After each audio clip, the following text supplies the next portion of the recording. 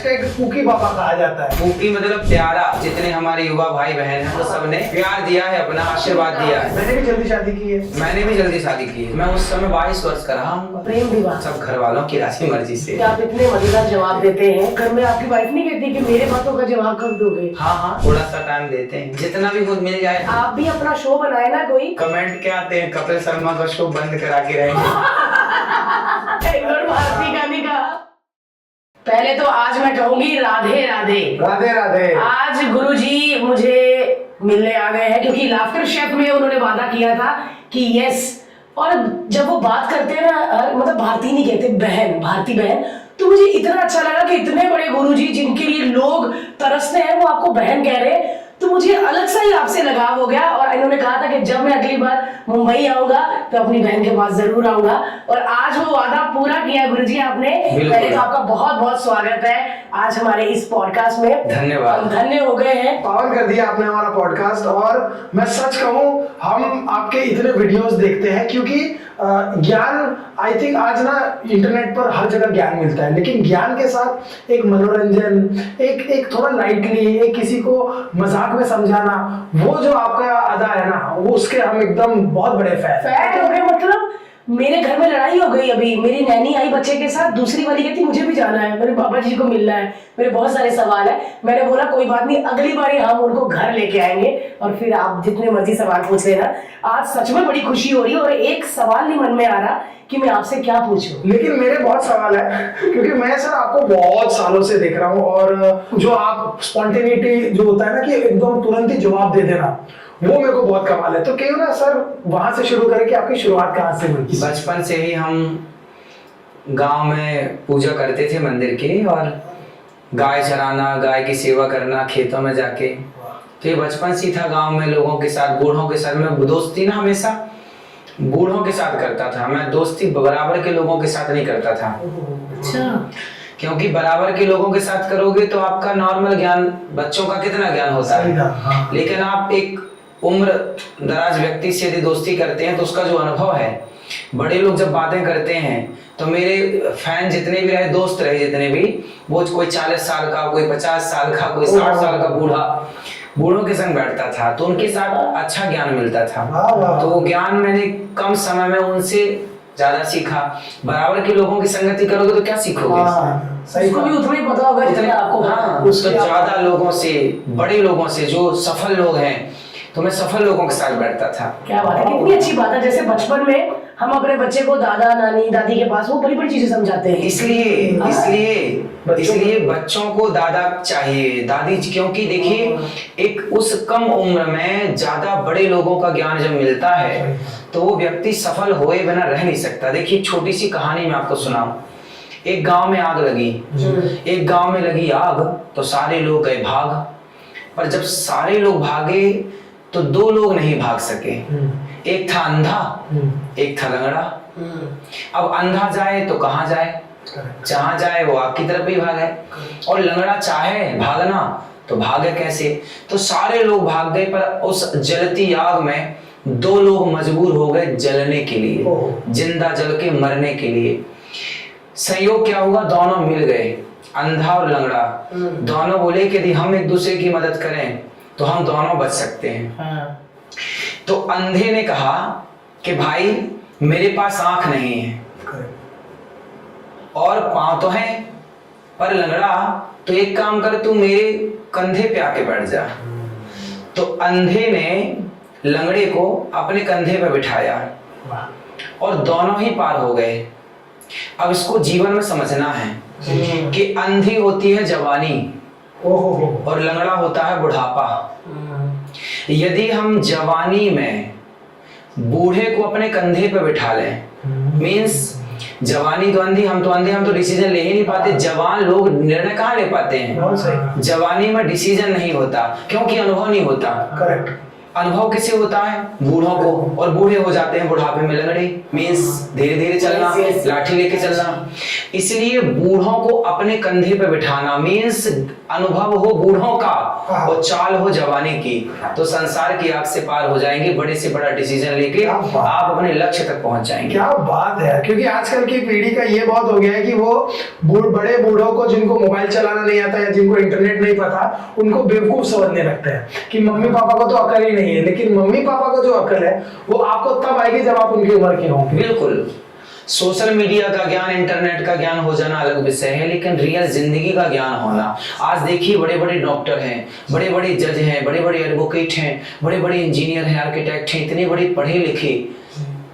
पढ़ी लिखी समाज है, लेकिन बड़ा सुंदर व्यापार तो कर पा रहे हैं, बड़ा सुंदर बिजनेस तो कर पा रहे हैं, बढ़िया डिजाइन तो बना पा रहे हैं, अच्छी अच्छी बिल्डिंगें तो बना पा रहे हैं, लेकिन वही लोग अपना परिवार नहीं चला पा रहे हैं, अपनी पत्नी को खुश नहीं रख पा रहे हैं, अपने बच्चों को सही रास्ता नहीं दिखा पा रहे हैं। एक छोटा उदाहरण मैं हमेशा देता हूं बिल गेट्स का।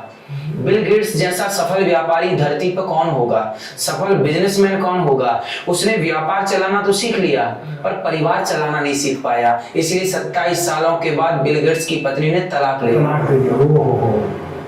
मेरे को ना देख। अरे नहीं हमारा ठीक है। नहीं बट सही कहा कि परिवार चलाना अलग है Yes. और व्यापार चला। आप आज के जमाने में पैसे के पीछे तो भाग रहे हैं सब लोग, और सक्सेस ही पैसे से तोलते हैं। हाँ भाई पैसा है तो सक्सेसफुल है, जबकि सक्सेसफुल की पहचान पैसा होना चाहिए, पैसा बुरा नहीं है, लेकिन पैसे से अधिक महत्व है परिवार का। Yes. एक तराजू में आपका परिवार है और एक तराजू में व्यापार है। चुनने का अवसर मिले तो किसे चुनोगे? उदाहरण देखिएगा, जब भारत पाकिस्तान का बंटवारा हुआ तो रातों रात आपको घर खाली करना था 2 घंटे के अंदर। सही कहा। उस समय लोग पैसा लेकर नहीं भागे, रजिस्ट्री के कागजात लेके नहीं भागे, सोना चांदी लेके नहीं भागे, बच्चों को, परिवार को लेके भागे। सही कहा। जब आपको भागने का मौका मिलेगा तो आप सोना चांदी लेके ना भागोगे, प्रॉपर्टी के कागज लेके ना भागोगे, आप उस समय परिवार लेके चलोगे। क्योंकि ये समझना चाहिए कि परिवार सबसे ऊपर है। व्यापार पैसा आएगा कहाँ जाएगा? परिवार खुश है, पत्नी प्रसन्न, बेटा खुश, माँ बाप खुश, तो आएगा। सही कहा। गुरुजी एक उम्र में आपको परिवार की अहमियत पता लगती है। जब जैसे अब मैं एक एज में आया, मेरे घर बेटा हुआ, मुझे अपने माँ बाप से बड़ा प्यार हो गया। मुझे मैं अपना ऐसा लगा कि यार मेरे माँ बाप मुझे कितना प्यार करते होंगे क्योंकि मैं उसको इतना करता हूँ। बिल्कुल। लेकिन ये सोच मेरी 18, 17, 16 तक नहीं थी नहीं। और तब मुझे परिवार में मजा ही नहीं आता था। परिवार अगर घूमने जाए तो यंग बच्चे जाते नहीं है, उनको माँ बाप के साथ मजा नहीं आता, उनको अपने फ्रेंड्स के साथ मजा नहीं आता। तो वो जो जेनजी है जो 15 से 19 साल या 13-14 साल के हैं, उनको आज परिवार के साथ मजा नहीं आ रहा। आई एम श्योर उनको जब वो मेरी एज के आएंगे तब उनको भी समझ आ जाएगा परिवार की अहमियत क्या होती है। पर उनमें परिवार का भाव बढ़ाने के लिए क्या करना चाहिए? सत्संग, जो बातें हम कह रहे हैं। अच्छा, एक कहावत है कि जस जस भीगे कामरी तस तस भारी होए। भारती बहन बताएंगे इस कहावत का अर्थ। भारी होए आ गया तो मुझे लगा आपका ही हुआ कुछ। नहीं आप भी बता दीजिए गुरुजी। मैं तो कंबल, हाँ, कामरी मतलब कंबल, जितना गीला करो उसका वेट, उसका वजन उतना बढ़ता है। सूखा कंबल वजन कम, और कंबल में पानी डाल दो सोख लेगा और उसका वजन उसी तरह। जितनी आपकी एज होती जाएगी, उम्र बढ़ती जाएगी, उतना आप अनुभवी होते चले जाएंगे, आपका ज्ञान का लेवल बढ़ता चला जाएगा। वही है पुरानी कहावतें हैं ये कि जस जस भीगे कामरी तस तस भारी होए। मतलब जैसे जैसे आपकी एज बढ़ती है वैसे वैसे आप मैच्योर होते चले जाते हैं, समझदार होते चले जाते हैं, हालातों से गुजरते चले जाते हैं, तो आप और अधिक विचारधारा वाले, सोच वाले, आपका जो मस्तिष्क है ना और तेज काम करता है। 17-18 साल में तो 3 चीजें, खाओ पियो मौज करो जी। खाओ पियो मौज करो, कोई टेंशन नहीं। नमक क्या भाव है, आलू क्या भाव है, टमाटर क्या भाव है, आटा क्या भाव, कोई मतलब नहीं। बाप लाएगा, माँ लाएगी, कमा के बनाएगी, मस्त खाएंगे, चक खा के मस्त सोएंगे 10 घंटे तक। और आगे एक ऐसी जिंदगी है। लेकिन जब आपका विवाह होता है, जब आप जिम्मेदार बनते हैं, तब आपको पता चलता है कि आपको एक घर भी चाहिए। टमाटर के भाव क्या है, वो पैसे कहाँ से आएंगे, आलू के भाव क्या है, वो पैसे कहाँ से लाएंगे, कैसे कमाएंगे।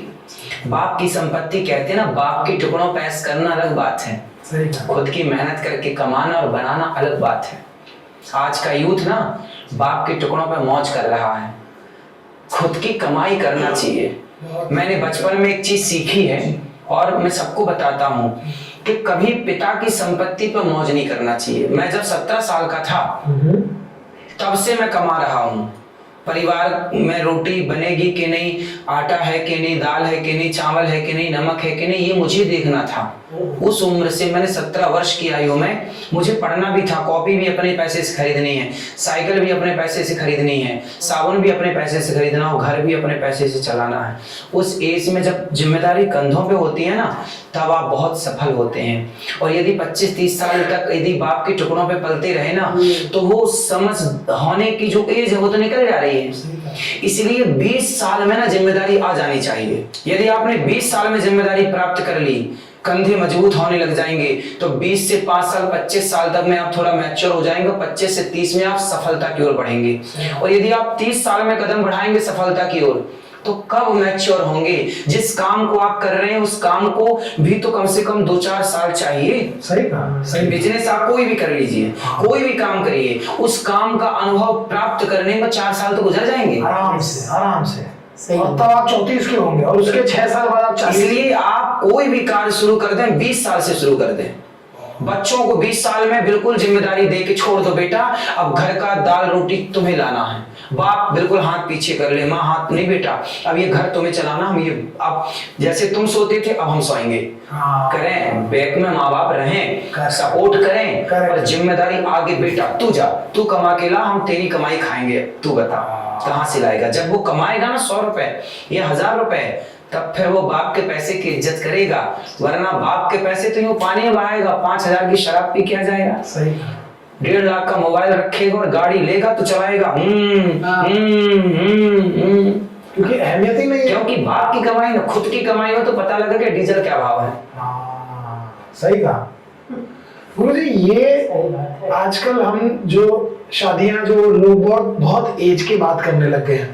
पहले होता था कि यार जैसा अभी कुछ दिनों पहले सुदेश जी जो कॉमेडियन है वो और उनकी मैसेज आई थी, उन्होंने मुझे बताया, कहते हैं उनकी वाइफ 15 साल की थी और वो 17 साल के थे, उन्होंने तब शादी की थी। बहुत अच्छा। चलिए वो तो और ही जमाना था, लेकिन आइडियली मैंने भी जल्दी शादी की है। सबको जल्दी शादी करनी चाहिए मेरे हिसाब से। अगर आपको अपना मैंने भी जल्दी शादी की है, जल्दी विवाह मैंने भी किया। कितनी उम्र में? मैं उस समय 22 वर्ष का रहा हूँ। वाह। 22-23 आखिरी। घर वालों की मर्जी से ही प्रेम विवाह? नहीं, सब घर वालों की राशि मर्जी से। जल्दी अगर सारा काम ही कर रहे थे खुद तो। जल्दी विवाह करने के बहुत फायदे। जल्दी विवाह कर लेने से आपके समय से बच्चे हो जाएंगे, समय से आप मैच्योर हो जाएंगे, समय से आप अपने काम पे लग जाएंगे, समय से आपकी जिम्मेदारी आ जाएगी, समय से बच्चे बड़े होंगे, समय से जब बच्चों का विवाह करने के टाइम आएगा तब भी आप यंग रहेंगे, अच्छे रहेंगे, है ना। तब आपके शरीर में ताकत रहेगी, एनर्जी रहेगी। और आप 30 साल में विवाह करते हैं तो बच्चा होगा 32 साल में, हाँ सही बात है। और फिर वो कब विवाह, तब तक तो आपके दांत वांत गिर चुके होंगे। और 30 चुके होंगे तब तक तो। हाँ, और 30 में तो कोई करता ही नहीं। अगर लेट है तो फिर 40, 42, 45 में करते हैं। लेकिन वो तो एक ऐसा विषय है कि जिसको ऐसा साथी मिल गया। यदि इसका साइंटिफिक रीजन भी देखें ना, तो स्त्री जो होती है ना, वो एक टाइम होता है बच्चा पैदा करने का। शरीर में जो हार्मोन्स तैयार होते हैं ना, वो एक टाइम होता है। 30 के बाद समझियो, जो 20 साल से 30 साल की एज है, बीच का जो 10 साल है, इसमें खूब ताकत होती है। इस जवानी में लड़का लड़की के अंदर खूब एनर्जी होती है। लेकिन 30 साल के बाद आप माइनस होने लग जाते हैं, आप थकने लग जाते हैं।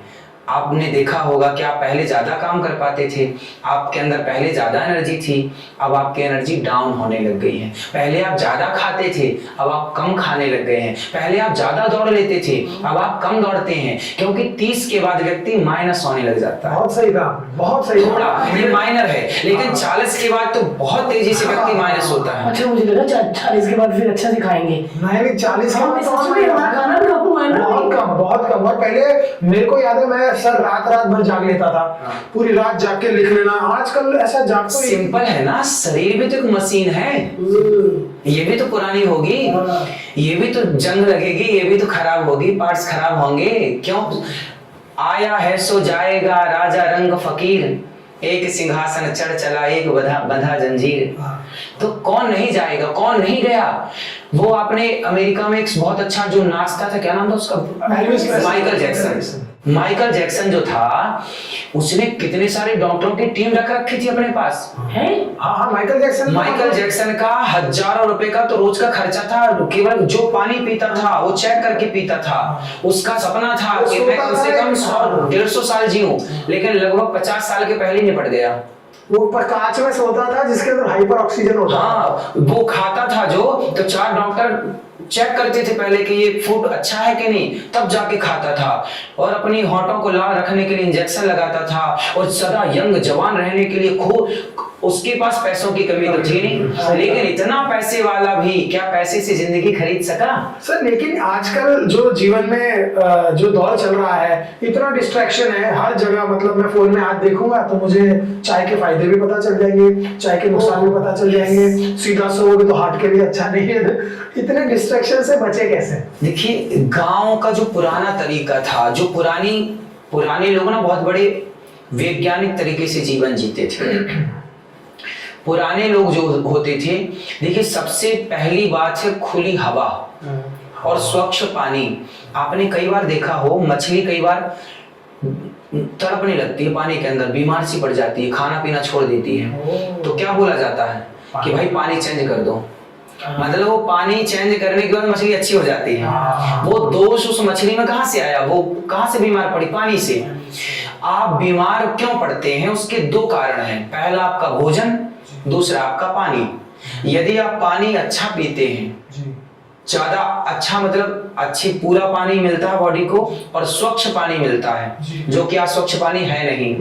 करेक्ट। और भोजन हेल्दी, आज क्या खा रहे हैं? बर्गर खा रहे हैं, चाउमीन खा रहे हैं, और मुंबई में तो क्या खाते हैं? पाव बड़ा पाव खाते हैं, है ना। ये सब अनहेल्दी फूड है। हमें ज्यादा से ज्यादा ना अंकुरित अनाज खाना चाहिए।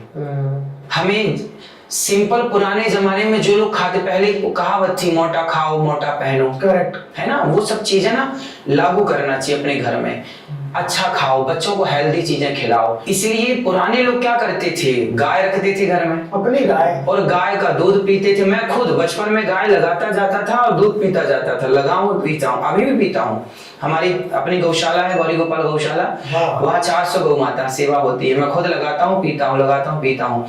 और शुद्ध घी, अपने घी का प्रयोग कीजिए। मिठाई बाजार की जो आप खा रहे हैं, खुद घी। आपने देखिए गाड़ियों में कितना पैसा खर्च कर दिया, बंगलों बनाने में कितना पैसा खर्च कर दिया, कपड़े लत्ते और अपने फैशन में कितना पैसा खर्च किया, लेकिन आपने अपने स्वास्थ्य के लिए क्या पैसा खर्च किया? कुछ भी नहीं। अनहेल्दी खाना खा रहे हैं आप। अरे एक गाय रखिए, शुद्ध दही उसका होगा, शुद्ध दूध होगा, और बच्चों को शुद्ध घी मिलेगा। पहले के लोग ना घी पीते थे कि गिलास, करेक्ट। और घी पी के इतना मजबूत हो। आज गांव का बूढ़ा है, आज आप ना मुंबई के किसी जवान को गांव के बूढ़े से मिला दो, और दोनों से कहो जरा कुश्ती करो, तो गांव का बूढ़ा ना 4 फटकना मारेगा, पटक देगा। सही कहा। क्यों? उसके खाने की ताकत। हमारे गांव में 80-80 साल के लोग आज 20 साल के लड़कों को पकड़ लेते हैं, वो हाथ नहीं छुड़ा पाते। इतनी ताकत, ये देसी घी, दूध, दही और शुद्ध रोटियां खाना, शुद्ध। अब देखो, आप गेहूं खाते हैं जी। गेहूं से बनता है आटा। वो गेहूं में कितनी सारी यूरिया, डीएपी डाली जाती है, कितनी सारी केमिकल डाले जाते हैं, तब जाके वो तैयार होती है। पहले क्या था? पहले यूरिया डीएपी था ही नहीं, ऑर्गेनिक था सब। गाय के गोबर को खेतों में डाला जाता था, और जो खाद होती थी उसका गेहूं, वो गेहूं ज्यादा पौष्टिक था।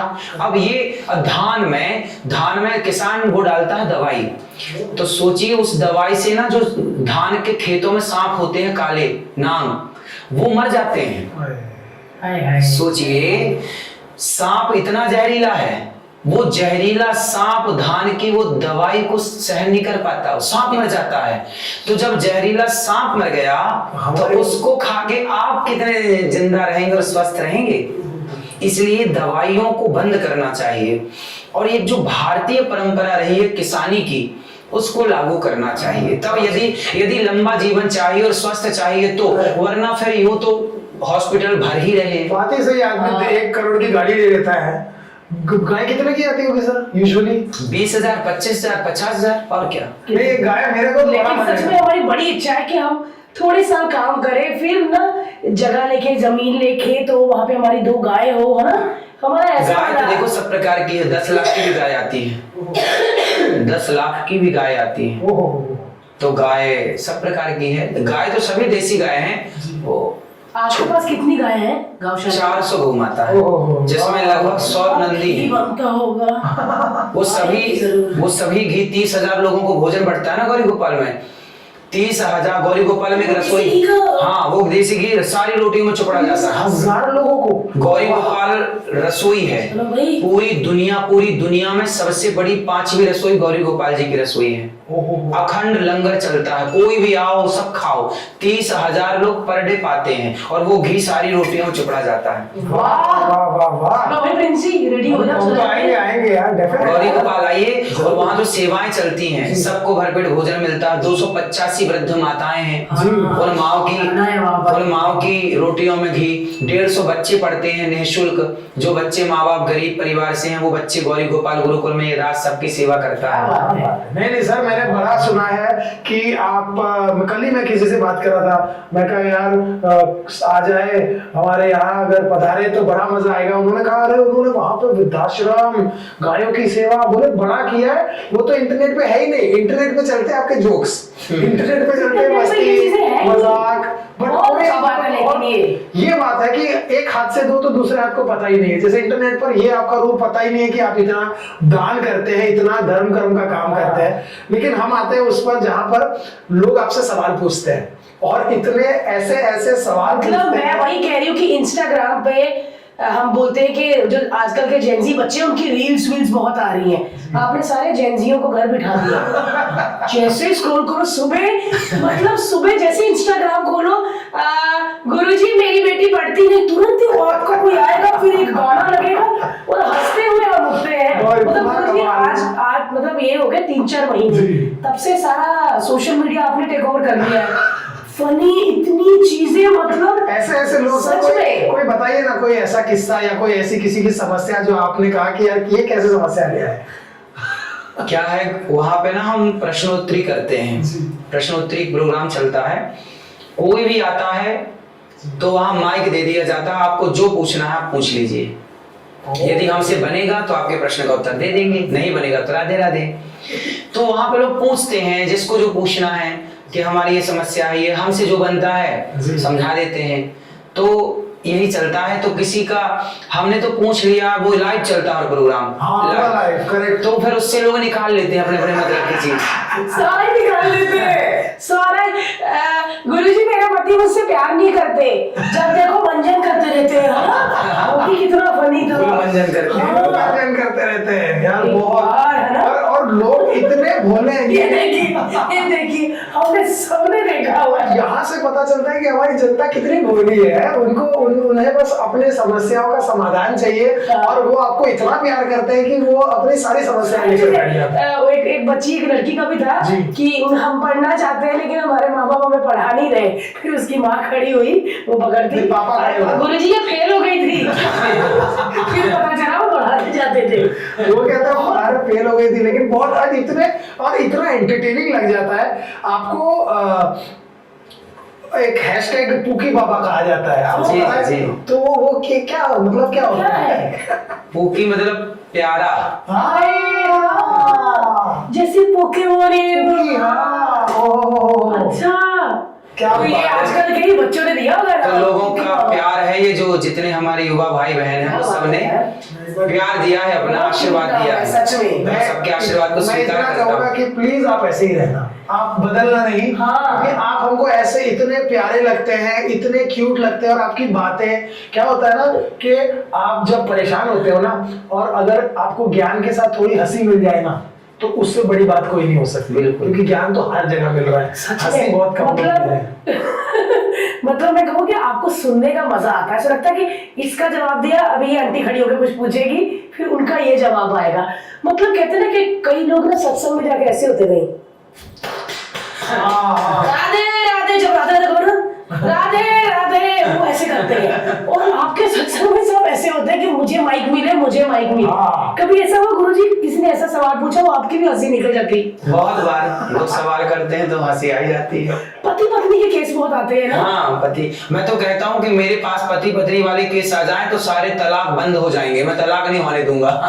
सारे डिवोर्स बंद हो जाएंगे। क्या बात है। एक बार मैंने कहा कि एक बार आप तलाक लेने के पहले, जी डिवोर्स लेने के पहले एक बार दोनों लोग मेरे सामने आके बैठ जाओ। जी 1 घंटे में आपकी जिंदगी ना सवर जाए तो कह देना, सिर्फ 1 घंटा दीजिए। क्या बात है। तो तलाक लेने के पहले कोई एक बार मेरे पास आ जाए, पति पत्नी दोनों, जी है? तो उनकी तलाक रुक जाएंगे। और लाखों लोगों की कथा के दौरान तलाक रुके हैं।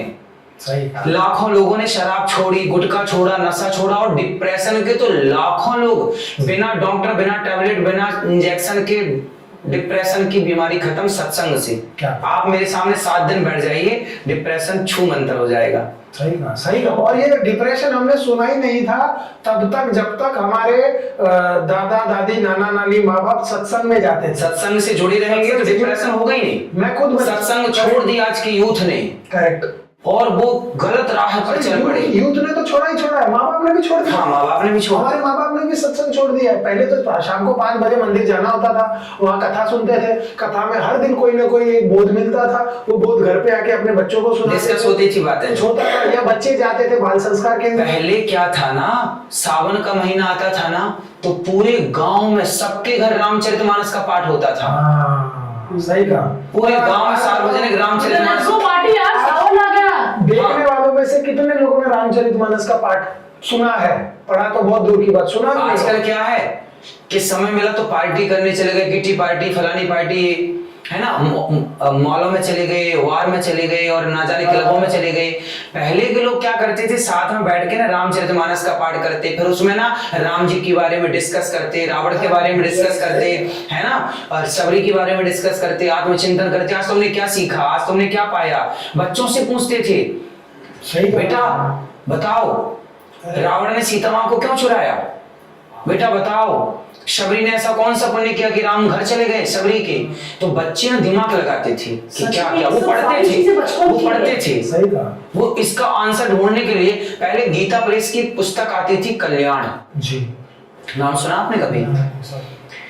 पहले आज के 20 साल पहले तक घर घर कल्याण नाम की पुस्तक पढ़ी जाती थी। 30 साल पहले कल्याण गीता प्रेस से एक पुस्तक आती है, आज भी आती है। अच्छा।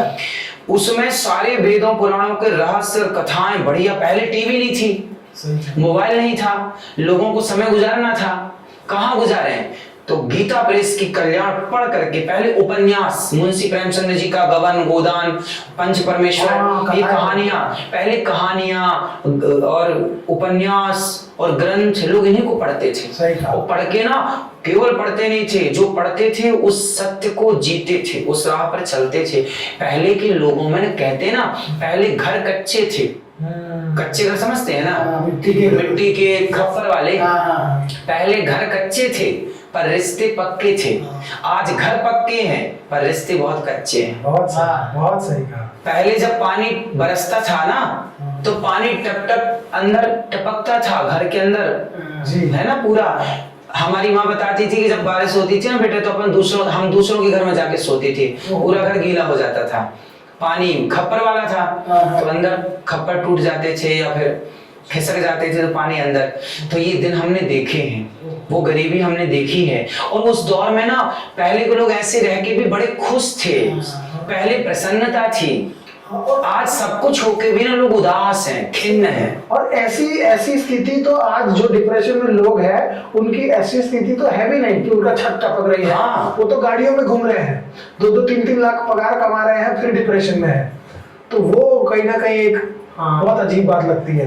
लेकिन हम आपके परिवार में, आपके घर वालों, आप इतने औरतों को जो क्वेश्चन पूछती हैं, सवाल पूछती हैं, आप इतने मजेदार जवाब देते हैं, इतने लोगों को देते हैं। घर में आपकी वाइफ नहीं कहती कि मेरे बातों का जवाब कब दोगे? आप उनको टाइम देते हो? हाँ, थोड़ा सा टाइम देते हैं, कितना? जितना भी खुद मिल जाए। अब देखिए कई बार तो ऐसा होता है रात सो नहीं पाते, क्योंकि अब जैसे अभी आपके पास अभी देखिए हमारी 1 बजे की फ्लाइट है, अभी जाएंगे 5 बजे वृंदावन पहुंचेंगे, 5 बजे और 9 बजे से फिर कथा है। तो अब सोएंगे नहीं, अब आज की रात गई और फिर वहां पे कार्यक्रम करके फिर वापस दिल्ली जाना है, दिल्ली प्रोग्राम है, 1 बजे तक कथा है, 1 बजे को 4 बजे दिल्ली पहुंचना है, 6 बजे से वहां कथा है, फिर वहां 11 बजे तक कार्यक्रम चलेगा, फिर आने में 1 बज जाएगा। कौन मैनेज करता है भाई? मेरे को भी करो, इतने बाबा जी के शो मेरे हैं नहीं। अरे लेकिन आप कितना प्लीज हमारा ध्यान रखिए, आप खाते पीते रहिए है ना, क्योंकि इतना ज्यादा हम देखते रहते हैं कि अरे बाबा जी तो घूम रहे हैं, बाबा जी तो खुश हैं, पर वो जो लेकिन मैं बता दूं कि बाबा जी थकते भी हैं। अभी बाबा जी जाएंगे और सोएंगे ही नहीं देखो। और फिर भी मतलब कभी कभी आप ऐसा होता है आपको थकावट होती कि आज नहीं। देखिए हमारा संडे नहीं होता, लोगों का संडे होता है, चलो आज संडे है आराम करो। हम लोगों के यहाँ देखिए क्या है ना, आपके परिवार में 1 माँ है, 2 बच्चे हैं, पति है, पत्नी है, 5 लोगों का परिवार है या 6 लोगों का, ज्यादा से ज्यादा 10। लेकिन हमारा परिवार देखिए 285 वृद्ध माताएं गौरी गोपाल में हैं, उन्हें भोजन मिला कि नहीं, शाम का दूध मिला कि नहीं, सुबह की चाय मिली कि नहीं, दवाई मिली कि नहीं, उन्हें कपड़ा मिला कि नहीं, साबुन मिला कि नहीं, तेल मिला कि नहीं, ये हम ही करना है। 150 बच्चे हैं, उन्हें भोजन मिला कि नहीं, नाश्ता मिला कि नहीं, कॉफी मिली कि नहीं, पेन मिला कि नहीं, ये सब करना है। तो ये सारी सेवाएं, गाय को चारा मिला कि नहीं, भूसा मिला कि नहीं, सानी मिली कि नहीं, दाना मिला कि नहीं, भक्तों की जो 30,000 लोगों का भोजन है, आज दाल चावल सब्जी रोटी बनी, ये सारा जो मैनेजमेंट है, ये सारा सही है। फिर महाराज जी, जिसका इतना बड़ा परिवार हो, फिर वो सो कैसे सकता? हाँ, वो कैसे सोएगा? उसे तो कमाना पड़ेगा, काम तो करना पड़ेगा, बैठेंगे तो फिर कैसे काम चलेगा? आपके ऊपर तो 4 लोगों की जिम्मेदारी है या 10 लोगों की। हमारे ऊपर बिहारी जी ने इतनी सारी जिम्मेदारी दी है, तो जिम्मेदारी दी तो बिहारी जी, करते तो भगवान है, लेकिन निमित्त बनाया तो चलो उसको ईमानदारी से निभाते हैं। ये सही, बहुत बढ़िया बात है। और बहुत बहुत बड़ी बात है। और हम तो बड़े खुशनसीब है कि इतने करीब से आपको देख पाते हैं, क्योंकि वहां पर जब आपने तो अपने घर में अपनी मम्मियों को बताया भी नहीं कि आप आ रहे हो। हाँ, वरना वो इधर बैठी होती है। क्योंकि जब हम आपके वीडियोस में जन सैलाब देखते हैं, वहां पर जो लोग आपसे प्यार करते हैं, सच में कभी कभी मेरे को ऐसे भी लगता है हर्ष कि अगर आप भी अपना शो बनाए ना कोई, तो कपिल भाई के बराबर ही चलेंगे आप भी, मुझे लगता है कपिल शर्मा के साथ, क्योंकि जितनी कॉमेडी आपके उधर सत्संग में सवालों और जवाबों में होती है ना, सच में ऐसे लगता है ये लंबा प्रचार कहाँ पे होगा जहाँ पे देखे हम। अभी तो कमेंट क्या आते हैं, कपिल शर्मा का शो बंद करा के रहेंगे।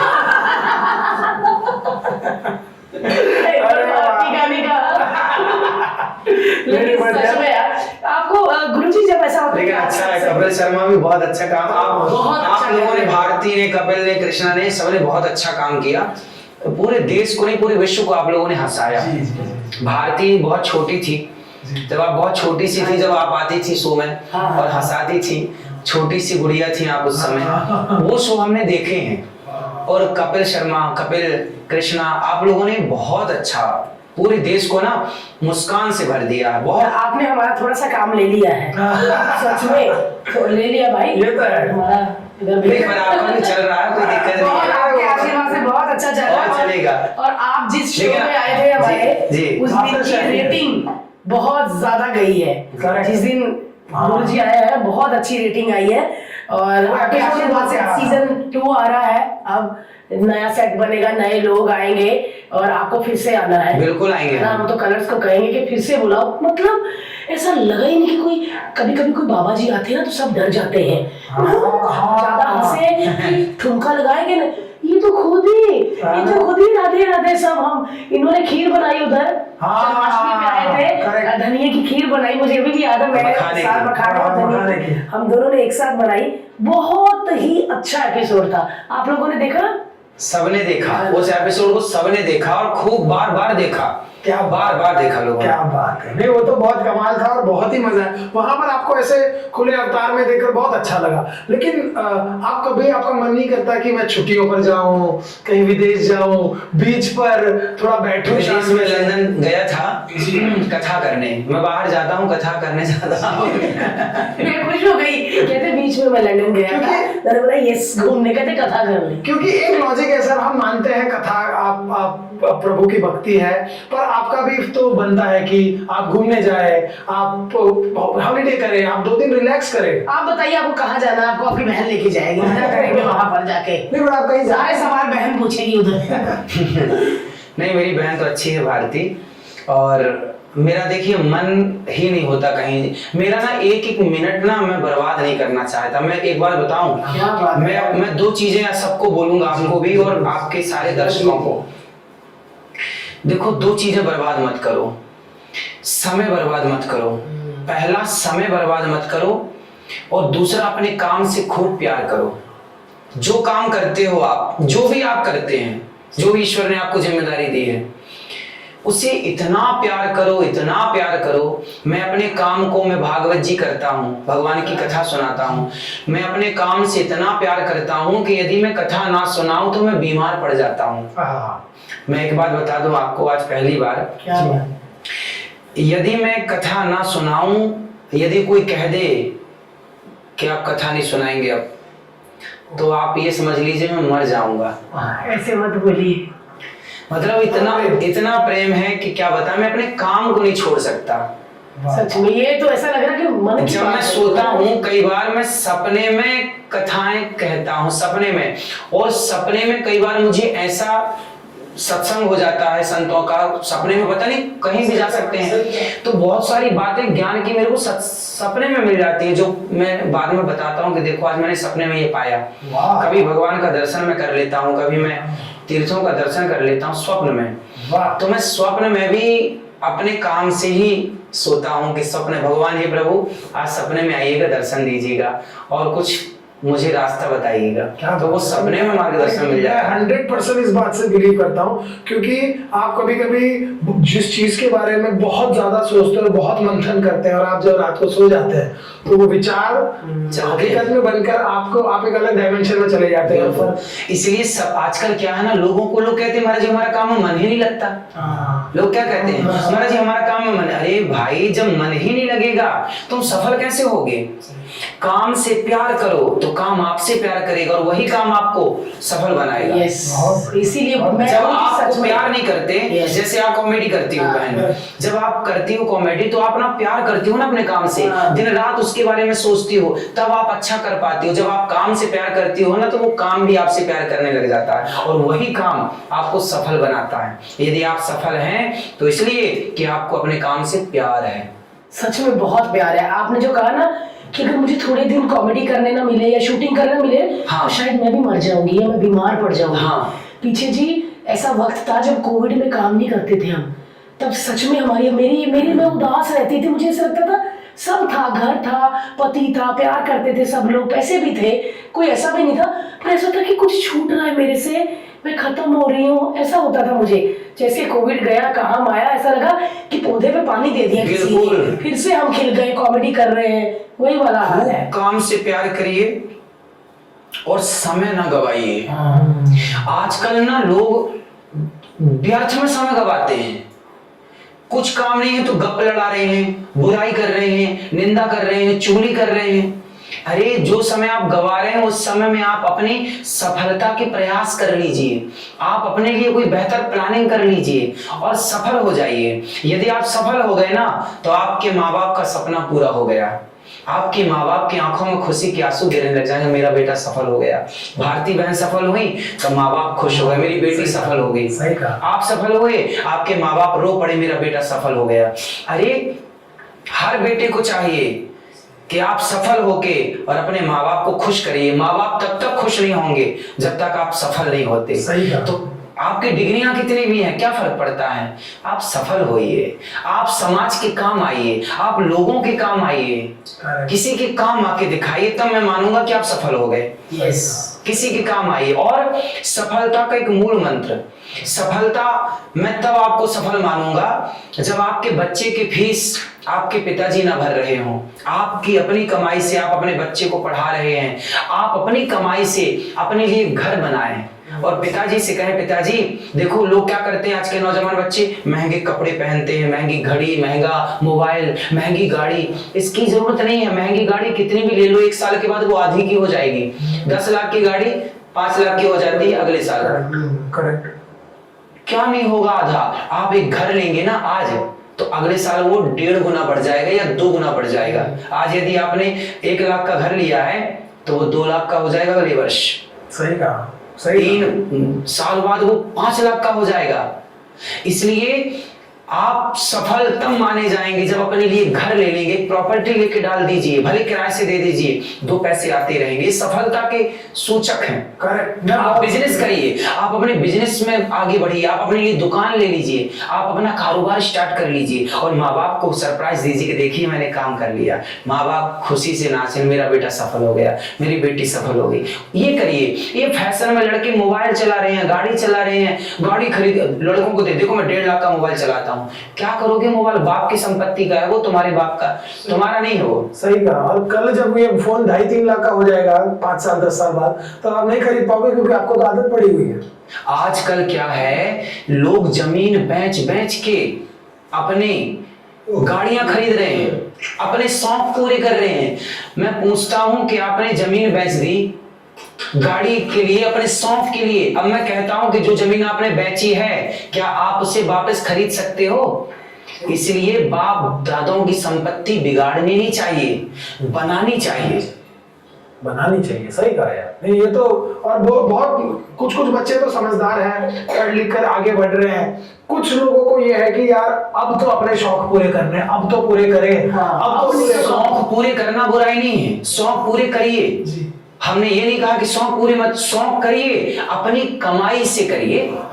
बाप की संपत्ति बेच के क्यों करना है कि बाप का घर बेच दिया आपने, बाप का खेत बेच दिया आपने, माँ के जेवर बेच दिया आपने, बाप की चैन बेच दिया आपने और अपने शौक पूरे कर रहे। ये कौन सी समझदारी है? अरे शौक, मैं भी तो शौक पूरे कर रहा हूँ, मैं भी तो, लेकिन मैं पिता की संपत्ति से नहीं, मैं बिगाड़ कर नहीं, मैंने मेहनत करके कार्य किया। मुझे जो शौक है मैं पूरे करता हूं। वैसे भी मेरी कोई विशेष शौक नहीं है, मैं सुपारी भी नहीं खाता, मैं सिगरेट भी नहीं पीता, मेरा शौक सिर्फ दाल चावल सब्जी रोटी का है। मेरा तो कोई शौक भी नहीं है, लेकिन मैं शौक करूं तो मैं सारे शौक पूरे करूं, लेकिन शौक है नहीं मेरी। मेरा शौक है सेवा का, मैं कितनी माओ की सेवा कर सकूं। अभी 250 माँ रहती है, मेरा शौक है कि 1000 माओ के लिए आश्रम बन जाए। अभी काम चल रहा है, 1000 वृद्ध माओ को सहारा मैं दे पाऊं, उनकी सेवा कर पाऊं। 1000 माओ के लिए भी काम चल रहा है। ओह, बहुत बहुत पुण्य का काम है। तो मैं ये शौक रखता हूँ, सेवा का शौक है मेरा। मुझे लगता है कि आप मेरे द्वार पर आए तो मैं आपको कितना अच्छा खिला पिला दूं, कितना अच्छा खिलाऊं आपको। इसलिए गौरी गोपाल गुरु आश्रम में जो भी आता है सबको पेट भर भोजन मिलता है। सारे के सारे 30,000 लोग खाना खाते हैं। सब के, ये बिल्कुल झूठ नहीं है, आप आके देखिए ना अपनी आंखों से। हमने आना है, हम आना है, मैं आना है। और बहुत बड़ी बात है रोज, और वो इतना खाना खिलाना, वो खाना बनाना, खाना अनाज लाना, वो बहुत बहुत। अब आप ये समझिए कि हमारे यहाँ, अब आप इससे अंदाजा लगाइए, हमारे यहाँ दिन भर का आधी ट्रॉली, ट्रैक्टर ट्रॉली होता है, ट्रैक्टर ट्रॉली, आधी ट्रॉली तो जूठन बचता है रोज। ओहो, अब इससे अंदाजा लगाइए आप। वाह। आधा ट्रॉली हमारे यहाँ जूठन निकलता, जो तीसरा भक्त खाते हैं ना तो उनकी थाली में थोड़ा थोड़ा तो हम लोग तो कोशिश करते हैं भाई साहब पूरा खा लो, तो कुछ थोड़ा बहुत, तो वो थोड़ा थोड़ा आधी ट्रॉली होता है रोज का। 12 महीने ये सेवा है। और क्या बात है, क्या बात है। लेकिन हम तो ये चाहेंगे कि जैसे आप कह रहे हैं 1000 माओं के लिए आप घर बना रहे हैं, मुझे तो यही है कि मैं आप सबको यही कहती हूँ कि हर बेटा अपनी माँ के लिए घर बनाए। एक बेटे पे क्यों इतनी बड़ी जिम्मेदारी? आप अपनी माँ को अपने पास रखिए। अगर आप अपनी माँ को घर से निकाल रहे हैं तो मुझे ऐसा लगता है आप अपने मंदिर से भगवान को निकाल रहे हैं। बिल्कुल। फिर वो मंदिर किस काम का, वो घर किस काम का जहाँ पे माँ ही नहीं है? सारा पुण्य गुरुजी ले रहे हैं। सही कह रही हूँ ना मैं? आप अपना अपना पुण्य कमाइए ना। सही, क्योंकि भगवान आपके पास है, आप फिर भी उसको निकाल रहे हो। लेकिन आज सच में कह रही हूँ अनुरुद्ध जी, बहुत अच्छा लगा आपसे मिलके। बस मुझे ये सारी बातें ना अब आपके घर आके करनी है, वहां पे आके करनी है, वो माओ से मिलना है, वो गौरी गोपाल की रसोई देखनी है, वो सच में वो सारी चीजें देखनी है कि आप जो बोल रहे हैं सच में मैं विश्वास कोई कर नहीं सकता कि सच में आधा ट्रॉली वो जूठन बचता है या 300 माएँ खाना खाते हैं, इतने लोग खाते। तो हम चाहते हैं कि हम वहां पे आके जरूर देखें और सेवा भी करें। बिल्कुल। बहुत बहुत शुक्रिया आने का। सच में हमारा पॉडकास्ट पावन कर दिया, हमारा ऑफिस को। और मैं आज बता दूं कि गुरुजी कल से आज पूरा दिन डे नाइट बिजी चल रहे हैं, लेकिन बस एक वादा था बहन से, वो पूरा कर दिया। बहुत बहुत शुक्रिया, हम धन्य हो गए, हमारा ऑफिस धन्य हो गया। सच में आज सबके चेहरों पे आप खुशियां देख ही सकते हैं गुरुजी, कैसी खुशियां हैं। और बहुत सारे हमारे नीचे लोग जो घर जा चुके थे, मतलब जिनको चले जाना चाहिए था, वो भी बैठे हुए हैं कि आपको देखें, आप सच में वैसे ही लगते हो। उनको लगता है आप आते हैं उनको पूछेंगे हाँ तुम्हारा क्या सवाल है, उनको ऐसे लग रहा है कि वो मतलब अपने सवाल ही पूछे, लेकिन सब धन्य हो गए। बहुत बहुत शुक्रिया। अब हम वहां आना चाहते हैं, बिल्कुल, और गौरी गोपाल की रसोई देखना चाहते हैं और भोजन करना चाहते हैं ना। जरूर, सच में सब आइए, सबको लाइएगा, सबका बहुत बहुत स्वागत है। Thank you so much guys. ये एपिसोड देखने के लिए लाइक करें, शेयर करें, सब्सक्राइब करिए और राधे राधे। राधे राधे।